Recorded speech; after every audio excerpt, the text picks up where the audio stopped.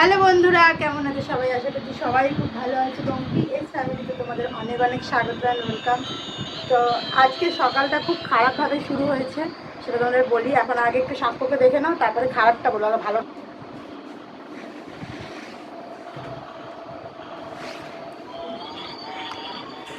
সকাল সকাল ট্রেন নিয়ে খেলছে, এই যাও এই তালাতে বেরিয়ে গেল।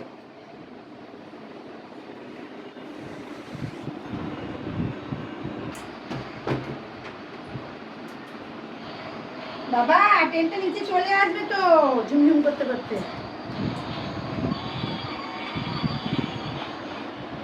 তো সকালবেলা আজকে একটা সমস্যা হয়ে গেছে। ঘুম থেকে উঠে শুনি যে আমার দাদার হাতের উপরে বাইকটা কীভাবে পড়ে গেছে আর কি।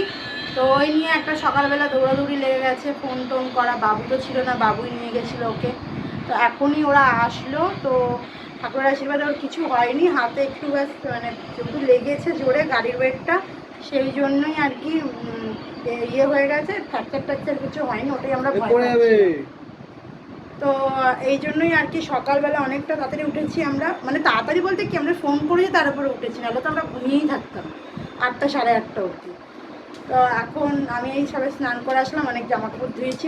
আগের জামা কাপড়ই শোকায়নি, ওগুলো রোদে দিয়েছি, রোদ উঠেছে একটু। আর এখন জামা কাপড় ধুয়ে স্নান করে মাত্র ঘরে এসে দেখছি আমার ছেলে সেই ট্রেন নিয়েই পড়ে আছে। এদিকে দেখো, ট্রেন দেখো, এদিকে এদিকে এদিকে। তো চলো সারাদিন কি করবো না করবো, আর এই যে কতটা ট্রেন চালাবে সেটা দেখাই তোমাদেরকে। কি গরম, চান করে এসে যেন গরম লাগতেছে। পাপা আমরা এখন সবাই ব্রেকফাস্ট করছি।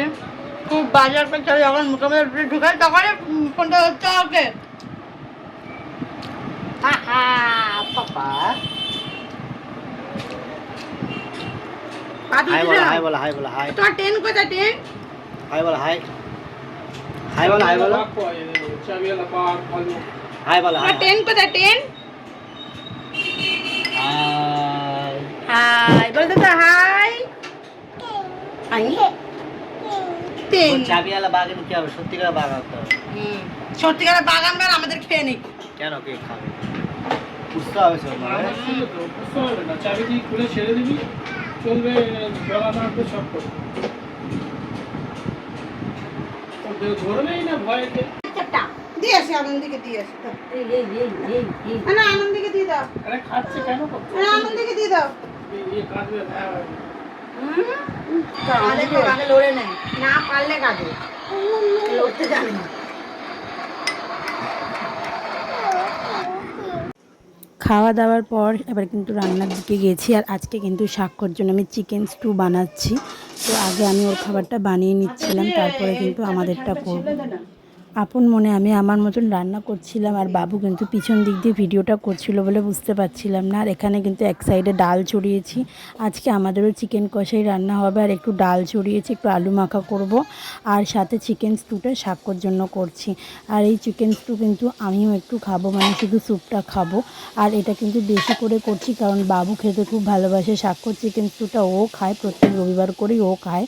তো সেই জন্য একটু বেশি করেই করছি। চলো, এখন তো দুধটা খায়, জেগে থাকলেও খেয়ে নেয় না দুধটা। আগে জেগে থাকলে খেতো না, এখন জেগে থাকলে দুধটা খেয়ে নেয়। ছিমুই বানাচ্ছে, ছিমুই ছিমুই ছিমুই। আমি ভাবলাম রেডি টু কুক লেখা আছে, ভাবলাম 2 মিনিটে রেডি হয়ে যাবে। মরা সেই আধা ঘন্টা ধরে ফুটিয়ে যাচ্ছে, দুধ শুকিয়ে গেল, এক সসপ্যান দুধ ফুটেই যাচ্ছে, একদম ডিসগাস্টিং জিনিস। কাকু কি করছে দেখবে, চলো। কই কই বলে এক চিড়িয়া, এই বলে এক চিড়িয়া, বলো বলে এক চিড়িয়া, বলো অনেক চিড়িয়া, বলো। এই যে অনেকদিন পর বলে এক চিড়িয়া দেখবে, এই যে বলে এক চিড়িয়া, বলো জোরে বল, বলো এক চিড়িয়া। হ্যাঁ, অনেক চিড়িয়া। হ্যাঁ ঠিক আছে। তো বন্ধুরা দেখো, আমার ছাক্কু এখন ভাত খেয়েছে, চিকেন স্টু দিয়ে ভাত খেয়েছে, আর আমাকে মারছে ডুম ডুম করে। ওই দেখো এরকম মারছে, আমাকে মারছে ও। আমি ওকে বাইরে নিয়ে যাচ্ছি না বলে আমায় মারছে। আমি চলে যাব আজকে। চলে যাব চলে যাব আমি কিন্তু আসবো না, চলে যাবো আমি আর আসবো না, তুমি খুঁজে পাবে না কিন্তু আমায় আর। তো বাবু গেছে দাদার রিপোর্ট আনতে, দাদাকে তো এক্স রে করতে দিয়েছিল, আর ওর হাতে এখনও প্রচণ্ড পেন আছে। আমরা এখনও খাইনি, আর ওই বাড়িতে তো জানি না মা এখন রান্না টান্না করেছে হয়তো দাদার জন্য, আর সিচুয়েশানটা এখন খুব একটা ভালো বলে নয়। তো সবাই পে করো যেন আমার দাদা যেন তাড়াতাড়ি সুস্থ হয়ে যায়, আর ওর হাতে যেন কোনো রকম বেশি ফ্র্যাকচার না হয়, আমরা এটাই পে করছি যাতে রিপোর্টটা একদম নর্মাল আসে। তো দাঁড়াও বলে দিই মামার শরীর খারাপ বলে দিই। প্লেটটা দেখে ডক্টর বলেছে যে কিছু হয়নি, বাট যেখানে এক্স রেটা করেছিল সেখানে যারা আর কি এক্স রে রিপোর্টটা দেবে তারা বলেছিল হয়তো একটু মানে জাস্ট একটু ফ্র্যাকচার হতে পারে, বুঝতে পেরেছি পাপা করছে। তো সেই জন্য আমরা এখনও তো জানি না, তো বাবু গেছে রিপোর্টটা আনতে, রিপোর্টটা আনলেই জানা যাবে। আর স্বাক্ষর কিন্তু খাওয়া হয়ে গেছে, দেখো স্বাক্ষর অনেকটা খেয়ে নিয়েছে, আর কিছুটা রয়ে গেছে এখনও। তো চলো ওকে মুখ টুক ধুইয়ে আনি, বিরক্ত হচ্ছে, ঘুম পেয়ে গেছে, দূর চলো। তো সব কিছু করার পর ফাইনালি এখন কিন্তু আমি রেডি হচ্ছি। তোমরা বুঝতেই পারছো এখানে আমি কোনো ভয়েস দিতে পারছিলাম না, তাই ওভার ভয়েসটাই আমাকে দিতে হলো। তো এখন বিকেলবেলা আমি যাচ্ছি কিন্তু চার্চে, আজকে রবিবার আমাদের কিন্তু আজকেও চার্চ হয়েছে, তো সেখানে চার্চে যাব বলে রেডি হচ্ছিলাম। তো দেখো আমি প্রত্যেক দিন কিন্তু এইভাবেই রেডি হই, একটা ছোট লাইট জ্বালিয়ে, সেটা আজকে বাবু ক্যাপচার করে দিল লুকিয়ে লুকিয়ে। আর এখানে সাক্ষ্য নড়চড় করছিল বলে বলছিলাম বন্ধ কর। গুড ইভিনিং সবাইকে, হাই করো, হাই করো, বলো হাই করো, হাই করো, হাই করো, হাই করো। ছাক্কু এখনো ঘুমাবে বলছি, তো ঘুমাবে এখনো ঘুমাবে, উঠবে না, ঘুমাবে তো ঘুমাবো না।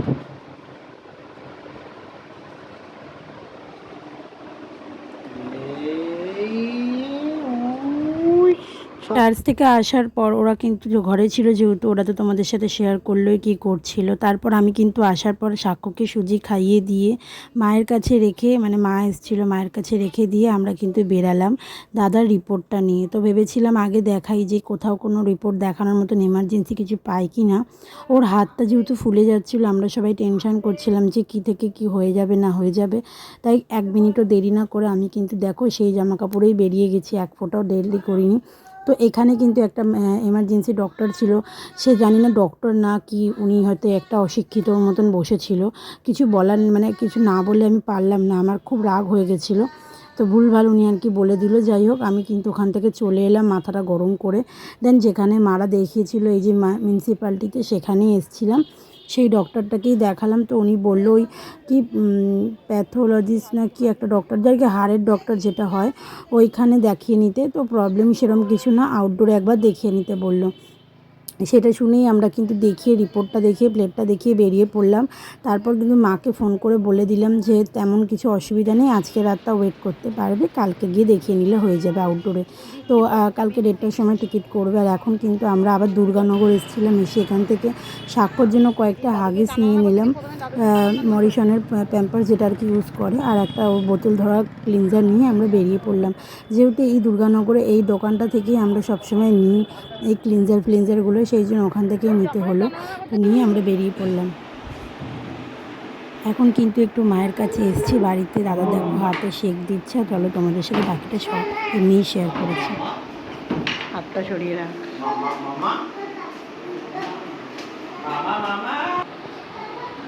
দুর্দান্ত হচ্ছে লুচির মতো।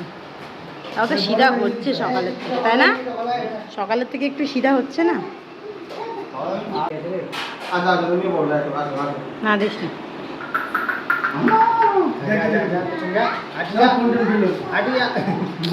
দিল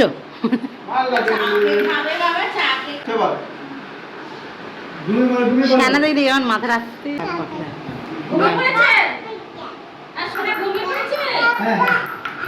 মাথায় না লাগে।